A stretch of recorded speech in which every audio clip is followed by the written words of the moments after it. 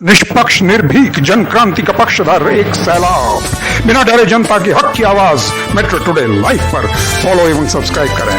हम हैं आपकी असली आवाज मेट्रो टुडे लाइव। नमस्कार, मैं हूं सुची शंकर। आप मेरे साथ देख रहे हैं metro today live. Metro today live में आज हमारे साथ जो आए हुए हैं वो है कांग्रेस के मंडल अध्यक्ष जयपुर से कल्याण जी। कल्याण जी, आपका बहुत बहुत स्वागत है मेट्रो टुडे लाइव में। धन्यवाद सर, थैंक यू सर। और कल्याण जी, जो आज की जो डिबेट है वो है बहुत ही संवेदनशील और एक तरह से धर्मनिरपेक्ष है।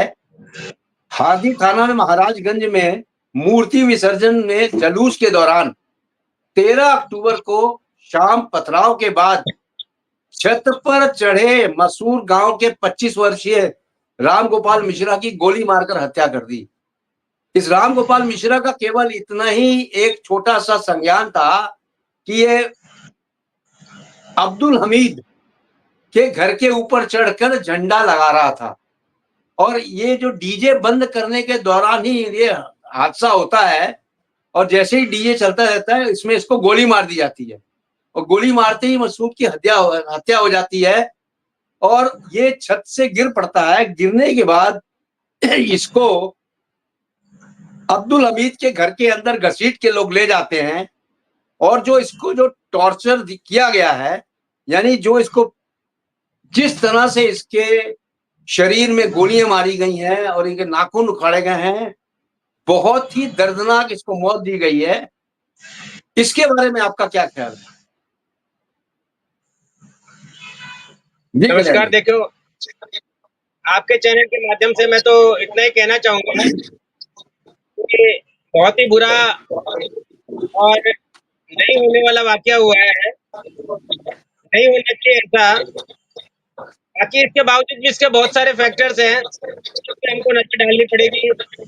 देखना पड़ेगा कि यह घटना क्यों हुई और कैसे हुई। जी जी। सबसे पहली बात तो यह है कि यहाँ पर लॉ एंड ऑर्डर बिल्कुल फेलियर है।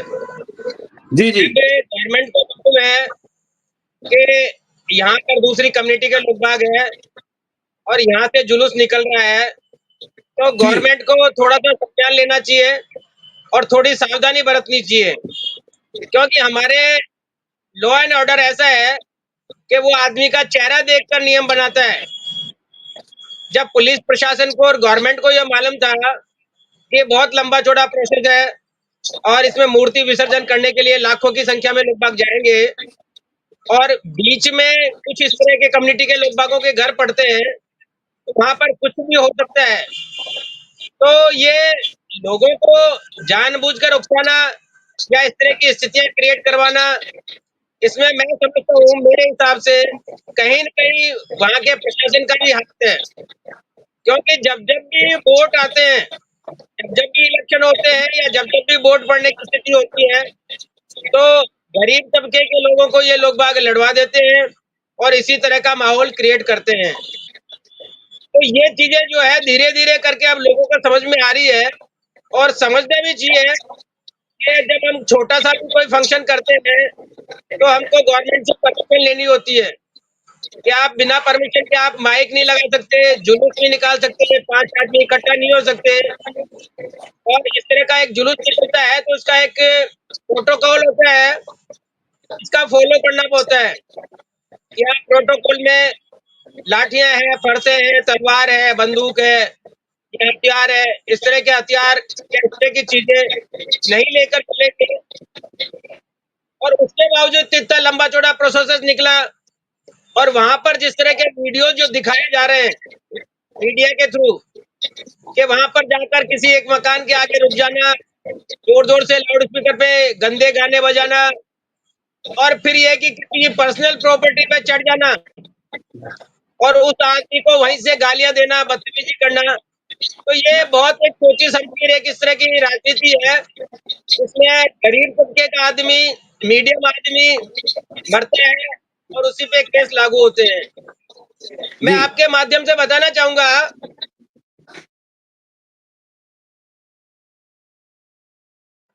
नेता का लड़का या नेता का परिवार का आदमी या फिर इस तरह के जो जुलूस निकलवाते हैं ठेकेदार जो है, उनका नाम नहीं आता कहीं पे भी, नहीं वो लोग जी बाग जी। इसमें इन्वॉल्व होते हैं। जी जी जी।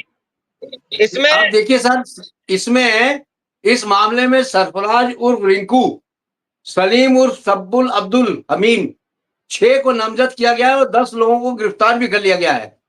जबकि देखिए बिल्कुल 5 आरोपी नेपाल भागने के फिराक में थे।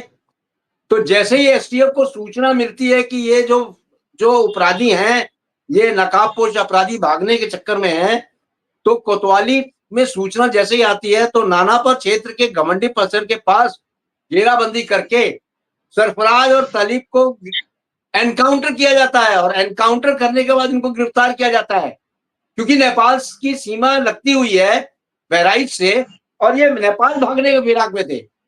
कितनी बड़ी जी विडंबना है कि आप यूपी में क्राइम कर रहे हैं, नेपाल का बॉर्डर वहां लगता हो, ये नेपाल चले जाते हैं। भागने के फिराक में थे, भाग नहीं पाए। ये तो देखिए सबसे एसटीएफ की बहुत सफलता हो गई कि उनको पकड़ लिया गया एनकाउंटर करके। जी नहीं देखिए, तो आप दूसरे नजरिए से देख रहे हैं, मैं दूसरे नजरिए से देखता हूँ। हाँ, अगर बोलिए बोलिए बोलिए, आप बोलिए। पुलिस इतनी मुस्तैद थी, पुलिस को इतना ही लॉ एंड ऑर्डर का डर था, तो ये वाकया होने क्यों दिया? वहां पर जब इतने लोग बाग एग्जैक्टली। चिल्ला रहे थे, नारे बजा रहे थे, जी जी। दे रहे थे और इस तरह की चीजें क्रिएट हो रही थी, तो पुलिस को चाहिए था कि उनको रोकते, उन्होंने ऐसा नहीं किया, क्योंकि इसमें कहीं न कहीं गवर्नमेंट की या प्रशासन की मिलीभगत है। वो चाहते हैं कि यहाँ पर इस तरह की स्थितियां हो और लोग बाग मिसगाइड हो, हमारे फेवर में वोट पड़े।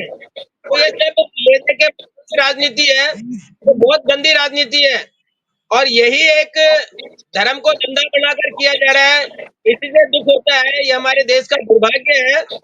और मैं आपको बताना चाहूंगा कि ये जो प्रोसेस निकलते हैं या विसर्जन के काम होते हैं, ये कहीं पे हमारे शास्त्रों में नहीं है, ये शास्त्रोक्त नहीं है कि न तो गणेश विसर्जन का कोई शास्त्र सम्मत कहीं पे उल्लेख है, न दुर्गा विसर्जन का कहीं पे शास्त्र सम्मत उल्लेख है। तो ये जो निकलवाते हैं, कल्याण जी, ये हमारा सहयोग नहीं है, लेकिन एक परंपरा चली आई है विसर्जन करने की। तो अगर इसमें हिंदू लोग विसर्जन करने जा ही रहे हैं तो क्या आपत्ति है? डीजे लेके आपत्ति जाएंगे, कुछ नहीं है। विसर्जन करने जा रहे हैं ये। देखिए जी आपत्ति कुछ नहीं है, आपत्ति जी सिर्फ जी इसलिए है कि जो हमारे धर्म में नहीं है वो चीजें जी जी। हमसे करवाई जा रही है और उनके थ्रू जो है वैमनस्यता बढ़ाई जा रही है। तो हमारे धर्म गुरुओं को और प्रशासन को तो ये चाहिए कि ये चीजें हमारे धर्म के खिलाफ है कि हम किसी के घर के आगे जाके गालियां दें, गाने बजाएं या और कुछ इस तरह का प्रोटेस्ट करें, तो ये पॉजिटिव नहीं है। मैं क्या होता है, देखिए मैं यहाँ पर किसी की पर्सनल बात नहीं कर रहा, अगर कितना ही कमजोर आदमी हो, कितना ही कमजोर से कमजोर आदमी हो, मरियल आदमी हो, अगर उस पर भी कोई प्रेशर पड़ेगा और उसको इस तरह की स्थितियों से गुजरना पड़ेगा, तो वो भी कुछ न कुछ करेगा। अब वहां पर गोलियां किसने मारी और पोस्टमार्टम रिपोर्ट में जो आ रहा है कि उसकी बॉडी से, रामगोपाल की बॉडी से 18 छर्रे निकले। गोलियों का जी। कहीं पे कोई नहीं है, गोलियों का कहीं पे कोई जिक्र नहीं है, नाखून उखाड़ने का कहीं पे जिक्र नहीं है। ये पुलिस प्रशासन वहां का कह रहा है कि उसके साथ में कोई यातनाएं नहीं की गई, नाखून नहीं उखाड़े गए, न उसके आंखों के आगे कोई चाकू से या और किसी से वार किया गया। तो ये सारे के सारे जो मनगढ़ंत बातें हैं, ये जनता को बरगलाने के लिए, लोगों को उकसाने के लिए और वैमनस्यता बढ़ाने के लिए। तो ये चीजें जो हो रही है ये नहीं होनी चाहिए। मेरा कहने का मतलब ये है कि आदमी को राजनीति में इतना गंदा या इतना नीच या इस तरह की बातें या अफवाहें नहीं फैलानी चाहिए जो आजकल फैलाई जा रही है, क्योंकि कल्याण आदमी जी, है। एक वीडियो आज वायरल हुआ है, जी एक वीडियो आज वायरल हुआ है जिसमें राम गोपाल जी छत पे चढ़ के झंडा लहरा रहे हैं और उसी समय उनको गोली मारी जाती है। डीजे की आवाजें चल रही थी, उसमें गोली लगते ही राम गोपाल जो है नीचे गिर जाता है। उसके बाद वो जो घर था हमीद जी का, उसके अंदर उसको खींच के ले जाते हैं, अब्दुल हमीद के घर के अंदर खींच के ले जाते हैं। बगल में अग्रवाल जी का घर था, उस घर के नजदीक से ही खींच के उसको ले जाते हैं अंदर और भी यातना कर देते हैं। देखिए ऐसा वीडियो आज का वीडियो जो है वो वायरल हो रहा है जी।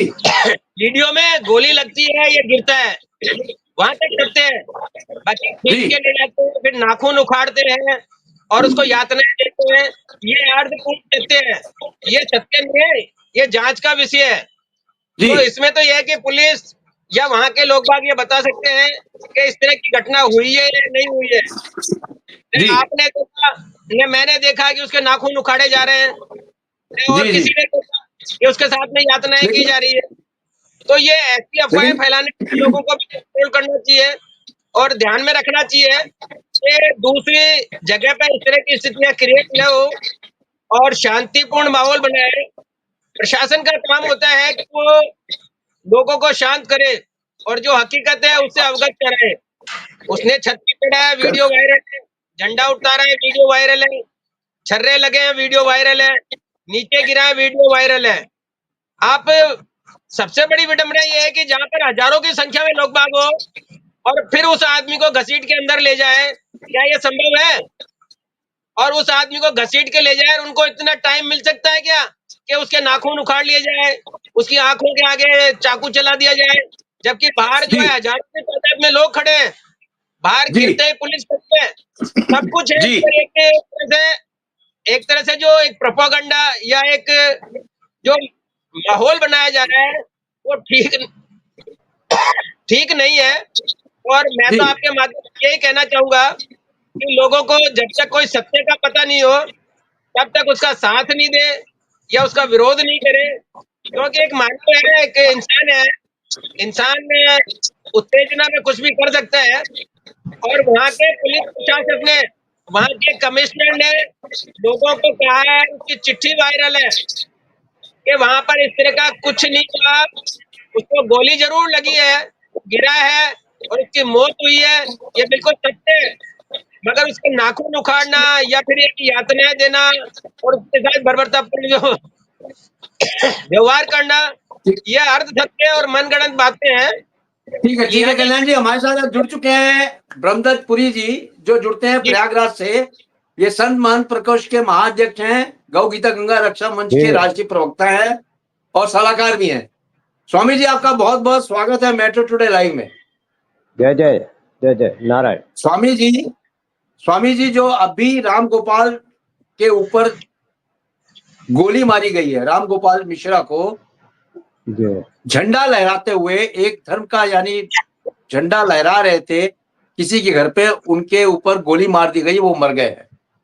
तो ये एक धर्म के ऊपर कितना बड़ा आक्षेप हो रहा है, इसके बारे में आप कुछ बताएंगे? क्योंकि सनातन धर्म के ऊपर ये बहुत बड़ा एक रोकने की साजिश चल रही है किसी एक समुदाय की, इसके जी बारे में कुछ बताएं आप।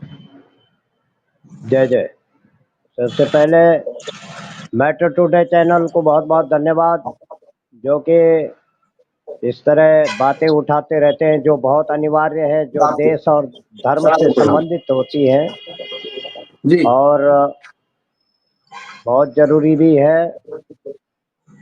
तो जैसे आप बता रहे हैं कि झंडा लहराने पर जो है गोली मार दी गई है, जी जी और जुलूस निकालते हुए जब सनातन लोग जब है, कभी नवरात्रि हैं या शिवरात्रि है या जन्माष्टमी है, अनेकानेक पर्व साल भर में कुछ न कुछ पड़ता ही रहता है। तो उनका कहने का तात्पर्य है, इन लोगों की सोच ये है, इनकी ओछी हरकतें इसलिए है कि वो एक यानी हिंदू है, और हिंदू बोल करके ध्वजा और झंडा से उतनी नफरत नहीं है उनको। वो हिंदू बोल के वो करना चाह रहे थे कि कुछ पहले पथराव का इनका अभियान था, अब गोली बारूद बंदूक शुरू कर दी है।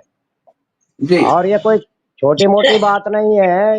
इनके जो ये हरकतें हैं इस तरह थी कि इनको मतलब जो है, इस तरह एक आध हिंदू मारा जाएगा गोली से, मुसलमान के हाथ से मारा जाएगा तो इनको दहशत बैठेगी। शायद वो ये सोच रहे हैं कि शायद हिंदू डर जाएगा। डरने वाले तो नहीं है हिंदू, ये तो कन्फर्म है। पर बात जी यह है कि एक कपड़ा, मात्र एक ध्वज, एक झंडा को इस तरह से करने पर आदमी की जान ले ली जा रही है। तो तब लोकतंत्र का, ये लोकतंत्र के जो रखवाले हैं कहाँ गए हैं, और कोई एक भी बात बोलने को तैयार नहीं है। और उल्टा जो है उन्हीं के साथ में वो लोग खड़े हो रहे हैं, तो ये तो बड़ी विडम्बना है। दूसरी बात कि उनका जो इस तरह जो उन्होंने घटना की है, वो घटना ये है, इनके शेड्यूल में इनके 4 प्रकार के मुहिम है कि अगर जी पहले पथराव करो, पथराव से अगर जी हिंदू नहीं मानता है तो फिर गोली मारो, गोली मारने के बाद नहीं मानता है तो घर में जाके बम फेंको। ये मतलब अभी अभी चौथा पांचवा अभी शेड्यूल और है इनका, बाकी करना है जो जी इनको। तो जी जी इस बताएं। तरह ये सोची समझी साजिश के तहत करते हैं इस तरह से। इनके मस्जिदों में इकट्ठे इकट्ठे जब होते हैं तो वहाँ ये बैठकें चलती है, और हमारे यहाँ मंदिर में नहीं होता है, या वहाँ इकट्ठे नहीं होते हैं, वहाँ तो केवल एक पुजारी मालूम पड़ेगा आपको, जब भी आप देखेंगे एक पुजारी रहता है। लेकिन इनके यहाँ देखो पूरे मोहल्ले की मंडली इकट्ठी रहती है हमेशा। तो वो इकट्ठे होने का मतलब यही है कि सबको सूचित कर दिया जाता है। वहाँ वो ज्ञान बांटते हैं मस्जिद में। मस्जिद में इसलिए वो उन्होंने खोले हुए हैं कि वो लोग जो है उनको हिंदुओं के अभियान और हिंदुओं के खिलाफ इस तरह से काम करने के लिए ही उन्होंने जो है इस तरह से नमाज का बहाना करके 5 बार नमाज पढ़ते हैं। यानी 5 बार वो दिन में 5 बार हरकतें करने को कहते हैं कि 5 बार तुमने क्या हरकत की, किस किस चीज में सफल हो गए। तो इस तरह के उन्होंने 5 प्रकार के शेड्यूल रोज के बना रखे हैं। तो ऐसा मेरे को तो ये लग रहा है कि ये तो एक छोटी मोटी मामूली बात नहीं है। ये जो इस तरह से धर्म के नाम पर या धर्म के विचार पर इस तरह से जान ले लेना, और अगर चलो मान लिया जाए अगर झंडा लहरा दिया था तो झंडा लहराने में क्या उसका परिवार नष्ट हो गया था, क्या वो उसकी जान चली गई थी? उसने इस तरह का कदम उठाया, और जब पुलिस वाले उसको पकड़ रहे थे और ले जा रहे थे तो वो बार बार कह रहा था अब गलती नहीं करूंगा, दिखा रहा था मतलब मैं छूट जाऊंगा। ये उसको विश्वास अभी हो रहा है कि मैं ऐसी भाषा बोलूंगा तो बच जाऊंगा, बचने वाला नहीं है। क्योंकि इन लोगों ने स्वामी जो है बहुत ऐसी हरकत की है, स्वामी सबने जी घेर के मारा, स्वामी जी सबने मैं घेर आपको के यहाँ मारा। रोकना चाहूंगा कि ये जो घटना हुई है, अब्दुल हमीद के घर के ऊपर झंडा लहरा रहे थे, इसको लेके हुआ है। यानी एक विशेष समुदाय का जो मकान था उसके ऊपर हिंदू का ध्वज लहराने के लिए गोपाल मिश्रा जी चढ़े थे और तब जी इनको गोली मारी गई है। अब विशेष बताएं बात तो आप। ये है। नहीं वो जी ठीक है, बताएं। सब ठीक है, उसी पर प्रसंग चल जी रहा है। हम जी ये जी कह रहे हैं कि जब इन्होंने जो है जुलूस में मूर्तियां तोड़ दी, खंडित कर दी, जब मूर्ति जी जी विसर्जन ले जा रहे थे, जी जी हिंदू इतना दयालु है, हिंदू इतना फिर भी ईमानदार है, तो तब गोली इन्होंने नहीं चलाई कि जो मूर्ति तक खंडित कर दी। धर्म पर इस जी तरह जी का वो आघात किया इन लोगों ने। तो इनसे ये भी पूछा जाए माननीय न्यायालय से कि इन लोगों ने हमेशा जो है हिंदू को ही जब कटौतकार दबाने का कोशिश किया है, उनके ऊपर आघात किया है, उनके ऊपर हमले किए हैं, और जो है हमेशा एक विशेष समुदाय जो है हिंदू के एंटी रहता है हमेशा। तो इसका मतलब ये जी है कि इनका एक ही लक्ष्य है कि हिंदुस्तान में हिंदू धर्म नाम की चीज कुछ न रहे, मूर्ति कोई पूजा न करे, और सब हमारे उसमें जो है मुस्लिम जो गोल टोपी में कन्वर्ट हो जाए, ये इनका लक्ष्य ही है। और वो जी किसी जी न किसी तरह से पूरे भारत में अभियान छेड़े हुए हैं। जी तो हमारा हमारा कहने का मतलब है कि इस तरह की अगर ये कौम कट्टरता का कानून है, और कौमियत और कट्टरता दोनों एक साथ इन्होंने जो है अपना परिचय दिया है। तो यहाँ देश लोकतंत्र अगर है तो यहाँ कौमियत और कट्टरता नहीं चलेगी इस भारत में कि तुम जो जी तुम्हारी इच्छा हुई धर्म के नाम पर लेकर गोली चला दो। जी और गोली चलाने का किसने इनको अधिकार दिया? अ- अगर वो व्यक्ति इसके ऊपर हमला करता होता या कुछ होता तो बचाव के लिए व्यक्ति तब भी नहीं चलाता, तब भी जो है एकदम से जान से नहीं मार देता। इसने जो है ऐसा कसाईपना किया है, बिल्कुल बिल्कुल अपराधजनक है। और डबल अपराध है कि सारा परिवार मिलकर फिर उसको लाश ले, उसके साथ जो है व्यक्ति के साथ फिर कुकृत्य किया गया, उसको मारा गया, गोदा गया। इस तरह से जो करना जो अच्छी बात नहीं है किसी के साथ भी। और वो आवाज जी आ रही स्वामी बच्चों का, वो कह रहा है अब्बा मर गया, अब्बा मर गया, वो मर गया। बताओ कितने जहरीले सांप है, सांप के बच्चे सांप होते हैं, और फिर भी वो जो है इस तरह। तो ऐसा नहीं करना चाहिए, गलत बात थी, बिल्कुल गलत है, हमारी दृष्टिगत जो है गलत है। हाँ चलो वो ठीक अगर उसने उसने गलती उसकी भी कहीं पर होगी, मान लिया जाए, मानता हूं मैं, पर क्या गोली मार देते हैं? गोली नहीं मारनी चाहिए थी, बहुत गलत काम हुआ है। हम तो सीधा सीधा बस एक ही बात हमारी है, हम अभी आरंभ से लेकर अंत तक हमारा एक ही बयान है कि इस ठीक है, तरह की अगर अगर विवाद होते हैं तो किसी की जान ले लो, ये गलत बात है। ठीक है स्वामी, ठीक है स्वामी अगर जी, वो आपके पास मैं दोबारा आऊंगा।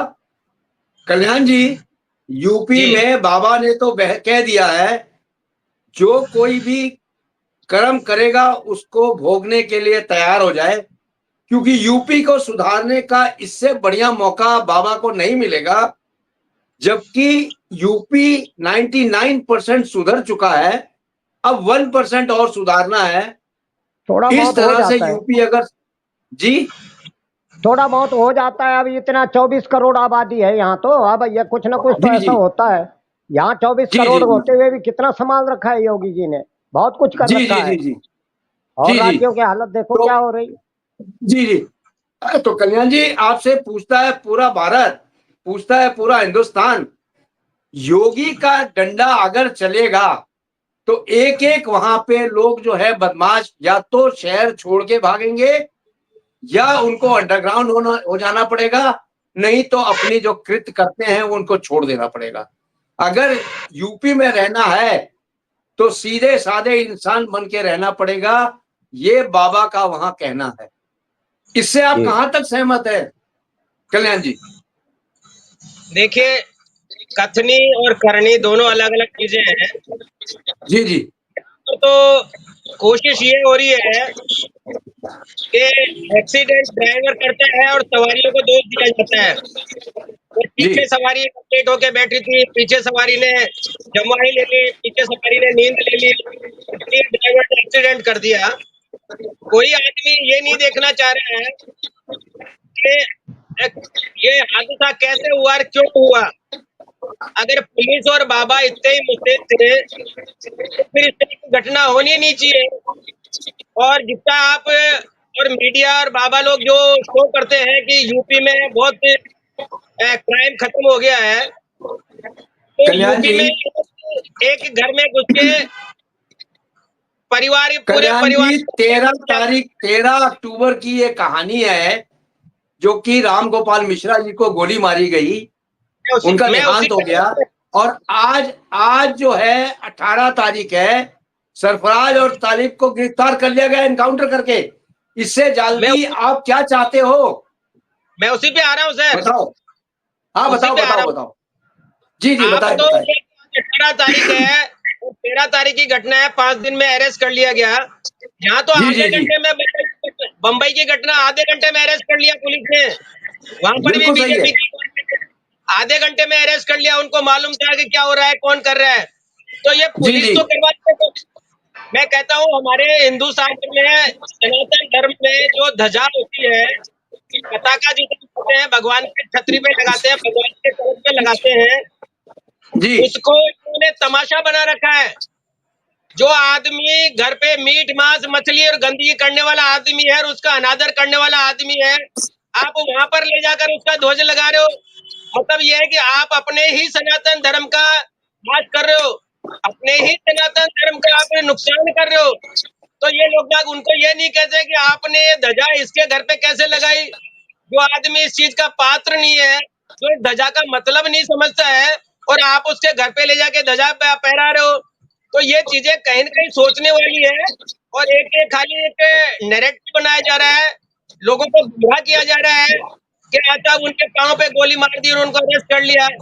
जिसके घर में घटना हुई है वो व्यक्ति जग जाहिर है, सबको मालूम है कि इस घर में ये रहते हैं और यही गुनहगार है, तो उनको अरेस्ट कर लिया पुलिस ने। तो ये बहादुरी का तो वो थोड़ी है। बहादुरी का तो ये है कि पुलिस इस तरह का कृत्य नहीं होने देती। पुलिस में अगर जुलूस में होती तो उनको शांतिपूर्वक वहां से ले जाती। उस राम गोपाल को भी वहां पे मकान पे चढ़ने के लिए मना करती, ध्वजा फहराने के लिए भी मना करती, उसका भी विरोध करती, तो ये घटना नहीं होती। अब ये है कि एक्सीडेंट हो गया तो ये है कि सब लोग जो है कहते हैं हिंदुओं के एंटी है, इनके एंटी है। और नेता लोग जितने भी है, सब लोग बाग अपने रोटियां सेकने में लगे हुए हैं। आज भी लोग बाग राम गोपाल की कोई मदद करने नहीं जा रहा, वहां सिर्फ फोटो खिंचवाने जा रहा है। राम गोपाल के बाप से पूछते हैं क्या करता था, कैसे करता था, क्यों करता था, हमारी संवेदना आपके साथ में है, हम आपके साथ में है, डरना नहीं। दोषियों को गुनहगारों को सजा दिलाएंगे। तो सजा दिलाने से क्या रामगोपाल वापस आ जाएगा? तो ये लोग बाग रामगोपाल के परिवार की तो आज भी मदद नहीं करना चाहते। रामगोपाल को तो एक मोहरा बना दिया और उसपे जो हत्या करवा दी। तो मैं तो सीधा सीधा ये कहता हूँ कि हत्या जो करवाई गई है ये नेता लोगों ने, तो धर्म के ठेकेदारों ने करवाई है। अगर ये लोग इस तरह का कृत्य करेंगे तो हो सकता है आगे और भी इससे बड़े हादसे हो सकते हैं, आगे और भी इस तरह की स्थितियां हो सकती है। कोई भी नेता का लड़का या कोई भी राजनीतिक जो प्रतिष्ठित लोग बाग है, उनके लोग बाग या परिवार का आदमी जुलूस में नहीं जाता। आपने कहीं पे देखा हो तो मुझे बता दो। ये लोग बाग सिर्फ लड़वाने जाते हैं, लोगों को उकसाते हैं। रामगोपाल को भी उकसाया और रामगोपाल ने उकसावे में आके किसी के मकान पे चढ़ गया और ऐसे एक वो झंडा, पवित्र झंडा है, पवित्र झंडा पवित्र मकान पे लगवाया और लोगों को विरोध करने के लिए मजबूर किया और ये हादसा करवाया। तो ये लोग आप अपनी कहीं और ले गए बयानबाजी। स्वामी जी जवाब दीजिए, स्वामी जी जवाब दीजिए। ये जो है स्वामी जी जवाब दें। ये बयानबाजी घसीटते घसीटते अपनी बातों को अपने जो है पक्ष में करते हैं हमेशा। ये नहीं बोल रहे पहले पथराव क्यों करा उन लोगों ने, क्या ये भी नहीं। एक मिनट अभी सुनते रहिए, बाद में जवाब देना। अभी इन्होंने ये जो है, इन्होंने ये प्रसंग क्यों नहीं छेड़ा कि वो पथराव किया गया, वो गलत किया गया था, वो नहीं करना चाहिए था। क्या ये भी नेताओं ने सिखाया था कि पथराव करो? हिंदू नेताओं ने बोला था कि पथराव करो मुसलमानों को? पथराव उन्होंने करा है? पहले पथराव किया, तब वो गुस्से में जाके चढ़ गया, बोला ठीक है जो ज्यादा नफरत करता है सनातन हिंदुओं से, इसलिए उसने झंडा लेके बाद में गया अगला। मैं आपका सम्मान करता हूँ, आप तो कम से कम मीडिया पे नहीं नहीं, सम्मान नहीं, आपको चिड़स हो जाती है उनके बारे में बोलो, आप दूसरी लाइन पकड़ लेते हैं। ये सही घटना को स्वीकार नहीं करते। वो लोगों ने पथराव किया, पत्थर करने तो उनके जहन में कहा नहीं पथराव कर रहे, आप देख नहीं रहे हैं? पूरे भारत में जहां भी वो हिंदू सनातन का जुलूस या कुछ निकलता है पथराव करते हैं उनके ऊपर। बहराइच की हो रही है, बहराइच में पथराव हुआ है क्या? बहराइच में पथराव हुआ है क्या? पथराव किया उन्होंने, पहले पथराव किया उस पर जुलूस पर, वो जुलूस लेके जा रहे थे और उस पर पथराव, छत में खड़े थे, सारा पूरा परिवार छत में था। आप देखिए पहले उसको, वीडियो देखिए और फिर उसके बाद जो माफी चाहता हूँ, ऐसा नहीं बोलना चाहिए मुझे। बाकी या तो मीडिया झूठा है जो दिखा नहीं रहा, या फिर आप झूठे हो, या बैठ के झूठ बोल रहे हो पथराव हुआ है। पथराव कुछ नहीं हुआ है, वहां पर माइक झूठ क्यों बोलेंगे? व्यक्ति रामगोपाल ऊपर चढ़ा, झूठ क्यों बोलेंगे? उनके शेड्यूल में तुम्हारी कांग्रेस के शेड्यूल में है, ये एजेंडा है। झूठ क्यों बोलेंगे हम? नहीं सर, आदरणीय हमारी तुम्हारी नहीं, सन 47 तक उन्होंने इस्लाम बनाने का घोषणा की हुई है। सपोर्ट करते हो तुम लोग इनको? क्या मतलब है यहाँ इस्लामिक बनने का? भारत के अंदर देश आजाद इस्लाम बनाने के लिए हुआ है। इस्लाम के और धर्म के नाम पर टुकड़ा जिन्होंने अलग मांगा है, वो क्या मतलब है अब इस्लामिक तय करना? क्या इनका फंडामेंटल राइट नहीं बनता? और उसके बाद जो है धर्म के नाम पर जो है फिर यहाँ दंगा और तनाव करने की जरूरत क्या है भारत के अंदर?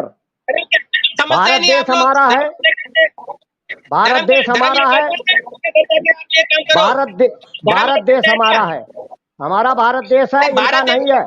इन्होंने अपना हिस्सा मांग लिया, वहां चले जाते। किसने रोका? किसने रोका इनको? इस्लाम के नाम पर पाकिस्तान दे दिया, बांग्लादेश दे दिया, फिर भी किसने रोका? और भारत में भगवा झंडा फहराएंगे, गोली मार दोगे हैं? आज गोली मार दोगे झंडा फहराने पर। ये तो झंडा यहाँ भगवा नहीं फहरेगा हिंदुस्तान में, कहाँ का झंडा फहरेगा ये बताओ? लगाओ जगह जगह चौराहे पे लगाओ। अगर नफरत थी झंडे से तो पाकिस्तान क्यों नहीं चले गए? जवाब दो मेरी बात का। पाकिस्तान क्यों नहीं गए जब हिस्सा मांगा था? झंडा से अगर इतनी नफरत है भारत के भगवे से, जय माता की नहीं बोले, भारत माता की नहीं बोलेंगे, जय हिंद नहीं बोलेंगे, वंदे मातरम नहीं बोलेंगे, इनका राज हो गया यहाँ है। ये तो वंदे मातरम बोलने का धर्म नहीं बनता। क्यों नहीं बनता है? क्यों नहीं बनता? हमारी धर्म हो परंपरा जाता है, है क्या? प्राचीन संस्कृति है। ये तो बाद में, ये अंकुर तो बाद में फूटा, ये बाद में पैदा हुई है। वंदे मातरम, शास्त्रों के बारे में नहीं समझते। वंदे क्या मातरम, होता है वंदे भारत मातरम? माता, ये बहुत प्राचीन शब्द है हमारा, कोई नया गढ़ा हुआ नहीं। हाँ, कि गांधी जी ने आजाद कराया तब वंदे मातरम बना हो। वंदे मातरम शब्द बहुत प्राचीन है, आप इतिहास पढ़िए, उठा के देखिए। क्या मीनिंग, क्या है वंदे मातरम का मतलब क्या है?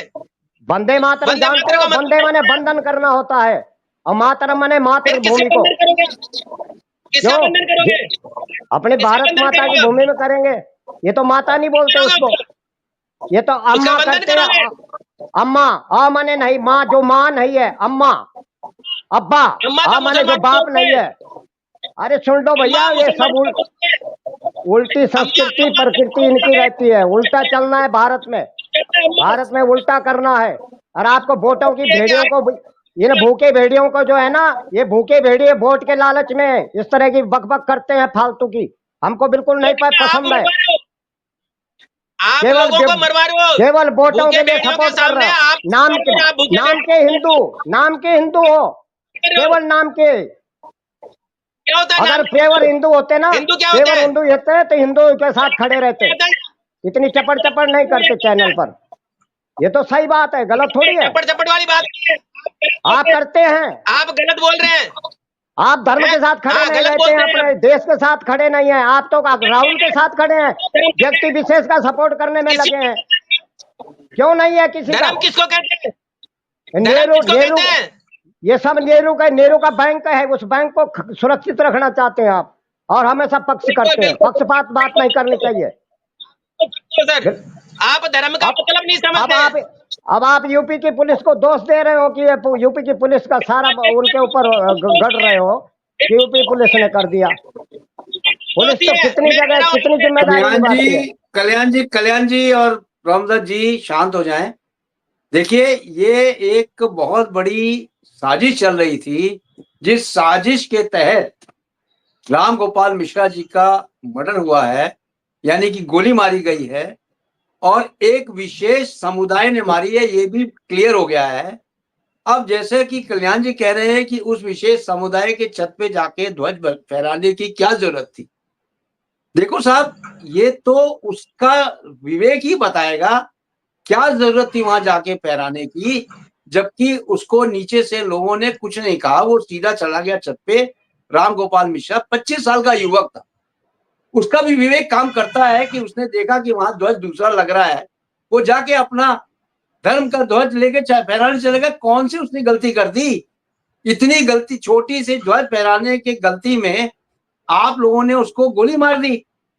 मेरा कहने का मतलब एक एक समुदाय ने गोली मार दिया, और गोली मारने के बाद उस बेचारे का अंत हो गया, और ऊपर से आप बोल रहे हैं कि यूपी पुलिस जो है वो उसके अंदर मिली हुई है।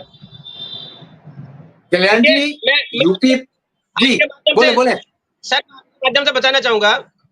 बोलिए आप बोलिए मुझे बोलिए। ये बताइए, आप मुझे ये बताइए, आपका घर हो और कोई मुस्लिम झंडा आपके घर पे लाके जबरदस्ती ठोक दे, आप लगवा लेंगे? आप उसका विरोध नहीं कल्याण करेंगे? जी, उस समय छत पे चढ़ना मेरी इजाजत के बगैर वो चढ़ रहा था। इजाजत कहाँ नहीं ली थी नहीं, उसने? इजाजत तो जुलूस की भी नहीं वो थी। तो आप इजाजत थोड़ी ली थी, वो तो आप चढ़ गया था छत पे लगाने के लिए। उसको थोड़ी ये संविधान पता में था ये मुस्लिम का घर है जी। तो क्यों लगाए? आप ये है कि सांप को पकड़ रहे हो और सांप से उम्मीद करोगे वो काटेगा भी नहीं, तो ये जी गलत जी है जी ना?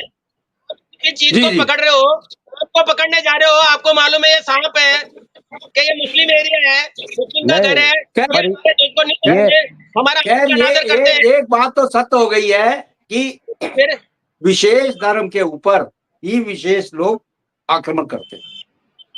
बिल्कुल, स्वामी जी, इसके बारे में आपका क्या ख्याल है, बताएं। मैं जी, अगर यही हमारा चीज हमारा कहना यही है कि आज जो है ना, ये धर्म के बाना है इनका, ये बाना चाहते हैं कि जी बाना मिले, और जो हमारा शेड्यूल है, जो हमारी तैयारी, उस ढंग से हम घटना करके दिखाएं। पहली जी बात जी ये है, इनको इस्लामिक देशों से ये पनाह मिलती है, वो लोगों के शेड्यूल है, इनको बताया गया है कि ऐसे ऐसे भारत के अंदर तुमको करना है, चलना है। जी जी जी वो तो एक वो तो एक मात्र बात है, बस वो खाली ये है कि और वहाँ के जो सेकुलर वादियों को है उनको भी जो है खत्म कर दो, उनका उनके भी सेकुलर पार्टी नहीं रहनी चाहिए, ये भी उनका एजेंडे में है। और जी। दूसरा आपको ये बताएं कि उनके एजेंडे में ये बातें इसलिए हैं कि वो हाँ लोग जी। जो है हिंदू धर्म और हिंदुस्तान को वो बिल्कुल वो कहीं पर भी किसी प्रकार के भी सनातनियों को देखना नहीं चाहते, इतनी नफरत भरी हुई है, ये नफरती लोग हैं। और आज आज जो है धर्म के, चलो धर्म का झंडा था, एक धर्म का था या दूसरा धर्म का था, हमने तो पहले इससे थोड़ा पहले भी डिबेट में कहा था, अगर ऐसा भी थोड़ा बहुत कोई मान लिया गलती अगर उससे हुई है तो क्या गोली मार देते हैं? कल को अगर जी। कोई नेता, ये तो गृह युद्ध करेंगे इस तरह से, क्या है कल को का पार्टी का झंडा दूसरा लगाएगा, गोली मार देते हैं क्या?